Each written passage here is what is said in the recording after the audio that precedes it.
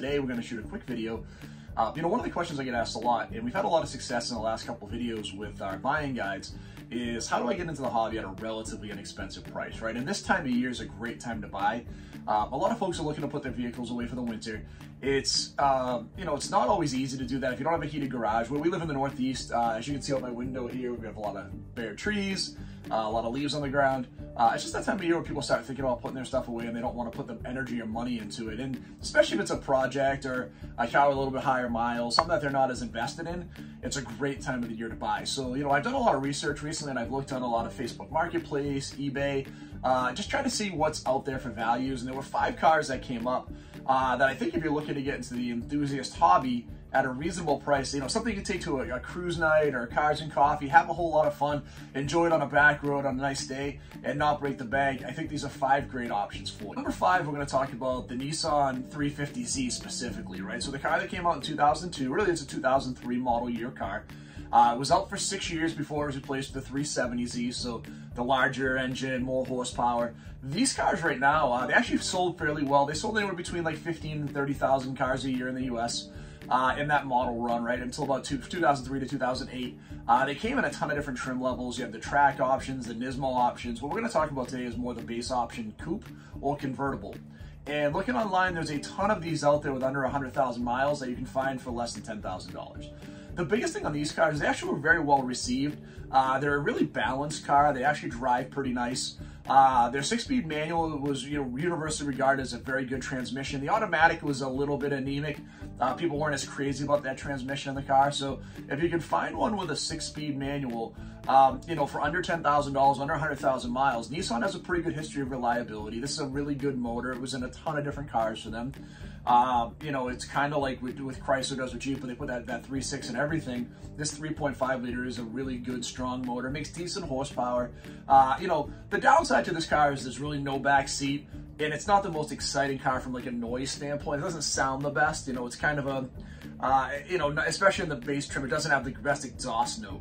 But if you want to go out and get a great ride in, enjoy a car, have something that's reliable, something that's fun, something that's relatively inexpensive, I can't recommend enough a Nissan, 350Z from 2003 to 2000. Car on the list we're going to talk about is probably the most controversial, and this may be the more challenging one for a lot of people. And I just realized you're probably getting a lot of reflection off my glasses, so I'm going to take them off and set them aside over here.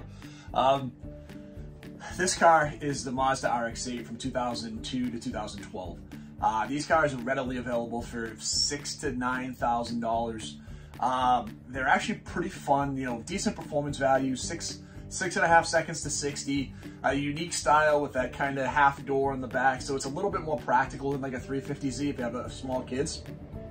The elephant in the room with this car is the motors are actually known to be unreliable once they get past about 60,000 miles. That rotary engine, unfortunately, isn't the most reliable engine in the world. And, if you can find a low-mile car for the right price, it's probably some fun you can have with it, especially if you don't put a ton of miles into it. It's a shame because it actually was, pretty widely regarded for its neutral handling, decent performance, right? Unique style. So something different that you'd have at a Cars and Coffee or, a local car show that you don't see all over the, all the time. The problem is the car just isn't the most reliable car in the world. So if you're someone that's fairly handy or someone who loves that Mazda, you maybe want to get an older RX-7 and it's just outside of your budget, the RX-8 gives you a lot of that unique performance with the rotary engine, good handling, unique style, the ability to be, like I said, stand out at a car show. Just understand that once you get past 60,000 miles, it's not the most reliable car. But again, for under $10,000, you can get one, have some fun with it. Especially if you got like 30,000 miles and you do the regular maintenance on it, you can enjoy that car for, the next, if you're putting 2,000 to 3,000 miles a year on the car, you can enjoy that car for the next, 10 or 12 years for not a ton of money. Guys, so I went back and forth with this next car, and I'm going to actually include them as both. I'm going to talk about the Gen 3 and Gen 4 Camaros. Specifically like the IROC or SS versions of the car. These are out there all over the place.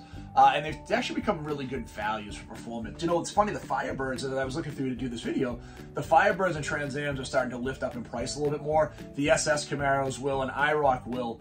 But if you get something, with a 75, 80,000 miles from a Gen 3 or Gen 4 base V8. So in the Gen 3, your base V8 would be a 5-liter with a 4-speed automatic or a 5-speed manual. With the Gen 4, you're going to get the 350, right, with a lot more power. Especially the earlier models with the more European style, the more rounded headlights, like the 94s, are really readily available for $10,000. You know, most of them you're going to find to be in that 80 to, you know, 100,000 mile range at that price point. When you get into some of the lower miles, they tend to be a little bit more expensive. The hard things with these cars, and with the car I'm going to talk about in just a second, is they were bought by younger drivers and they were pretty used up, right? So you got to be, you know, make sure that you do your due diligence when you go to buy one of these. Here's a cool thing. That 5-liter motor, that 305, the 5.7 350 are incredibly reliable. There are all the parts in the world to fix it. They're not super expensive. So they have a nice style. Again, when you go to a show, you're not going to stand out like crazy, but you'll stand out, especially if you can find a fairly nice one. And, you know, realistically, for that kind of money, for under 10 grand, if you're in that $7,500 to $10,000 range, you should be able to find one at around 100,000 miles, maybe a little bit less, with pretty good condition, nice body.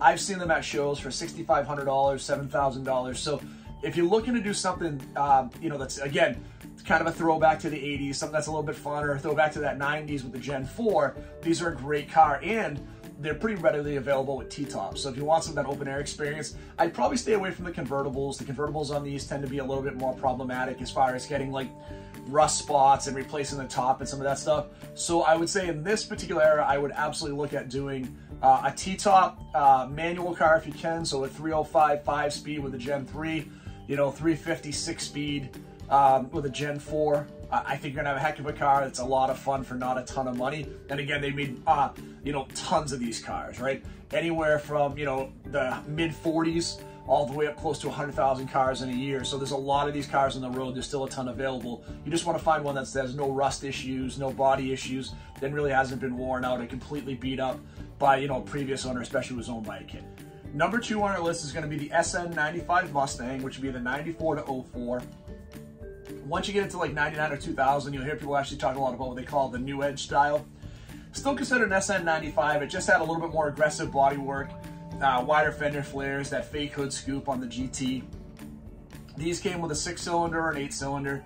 The 6-cylinders are relatively cheap. You get a 6-cylinder tomorrow if you just want to have something to go out and have a Mustang and enjoy it, no problem. But if you're looking for something with a little more performance, you can get the GT. Now, the first 2 years of the car, 94, 95, had the old 5.0. 215 horsepower.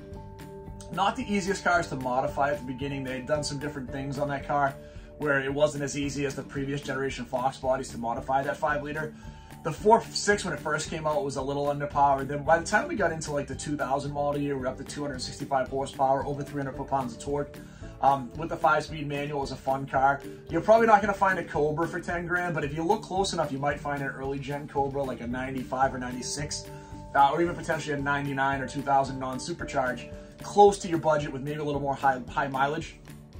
On this guy right here, I'm going to go the opposite direction we just talked about with the Camaros. I am going to recommend maybe looking for a convertible. I think this car is the most fun in the convertible. It has kind of a cheap interior.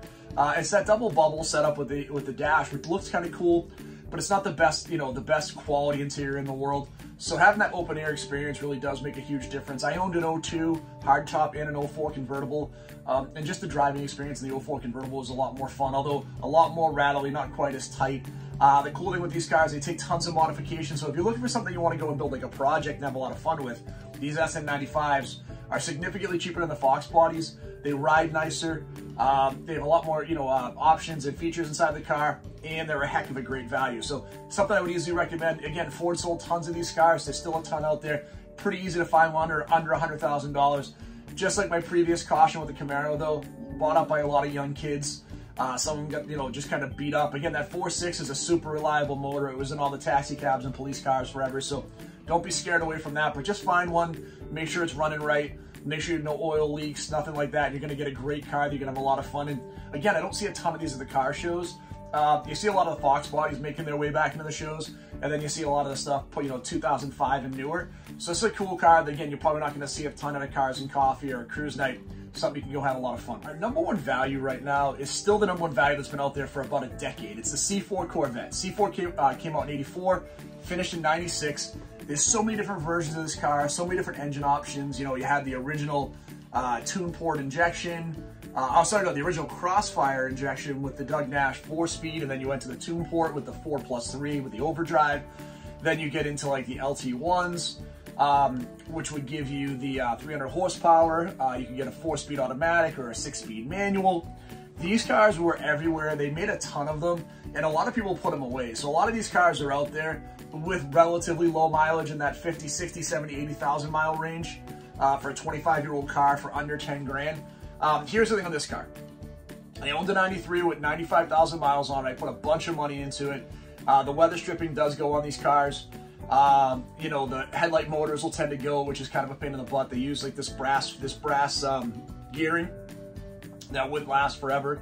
And there's a lot of technology in the car. I had to rebuild my dash cluster because that would go, if you have like an earlier model with kind of the old school video game style, that was something fairly common. You'd have to replace the seats. While really nice for the time, were fairly soft leather, so they would tend to get kind of beat up, and people sliding in and out of that car. There's really no easy way to get it out of that car with that wide sill to get in, where you're not kind of always sliding in and out of the seat. So the front seats tend to get tore up a little bit. If you're actually looking for one of these and you see a picture of the car with car covers or seat covers on it, it's probably because the seats are pretty beat up underneath. It's super common. Same thing with the dash being cracked or the carpeting coming up. There's some not reliabilities, but quality issues with these cars. They were a lot of money new. These cars in like 84 were over $30,000, and by the end they were like 50 grand in the mid 90s. I had great performance. You know, by the later models, you were to 0 to 60 in the, you know, low to mid fives. You know, 14-second quarter mile, tons of road holding. So they're actually a great car. They're a lot of fun. They're awesome on the highway. Like, I think they're super underrated on the highway, where they literally just go out and they just cruise at 70 miles an hour. Incredible. You'll be, you know, low RPM, you know, in high gear, and you'll get great gas mileage, 25, 26 miles a gallon on the highway, just cruising along. There's tons of modifications for it. It definitely needs an exhaust to open it up a little bit. It's a little quiet with the factory exhaust, so I put a MagnaFlow on mine, but, you know, Borla makes a great exhaust on these too. Just something that sounds great in these cars. You know, if you go like a Flowmaster, it'll give it almost more of a Camaro sound, because I think a lot of folks resonate towards that, so I like Borla or MagnaFlow. But again, for not a ton of money, you can have a really nice Corvette. You can have a ton of fun with it. The C4s are starting to come up in value a little bit. They're starting to get some more love. So if you're looking at like a 40th anniversary in that maroon color, or the collector's edition in '96, those have come up in price quite a bit. Like the Grand Sport's kind of out of control. The ZR1s 2 years ago were $18,000, $20,000, and they're getting them into the 40s now. So you're probably not going to find a special edition model on this car, but you will find a really nice base model version of the car for $8,000 to $10,000 with under 100,000 miles. And because they were bought by a lot of older folks, if you find one that only has 1 or 2 owners, they probably have low mileage and were pretty well taken care of. I'd be a little cautious if you're finding one with 4 or 5 owners and they're over 150,000 miles. At some point in time, someone on that car was probably pretty hard on it. But these are a little different than the Camaros and Mustangs that we talked about, because they typically had older adult owners and they didn't get beat up or used up, kind of like those cars did. So that's it, guys. Thanks for checking out the video. We have a ton of stuff we're going to do this winter with you. I'm looking forward to having a lot of fun with it. We're going to talk about some car show stuff. We're going to talk about some different models of cars, some cool different stuff from different decades. I'm looking to find some different dealerships to work with to shoot some more videos of cars while mine's away for the winter. So appreciate you all checking out the channel. We've had a ton of new subscribers lately. So if you're new to the channel, thank you for following us. If you have anything you'd like to see in the winter, shoot it down below in the comments, and we appreciate you following the channel. Hit that like and subscribe if you haven't so far, and have an awesome day. Thank you so much.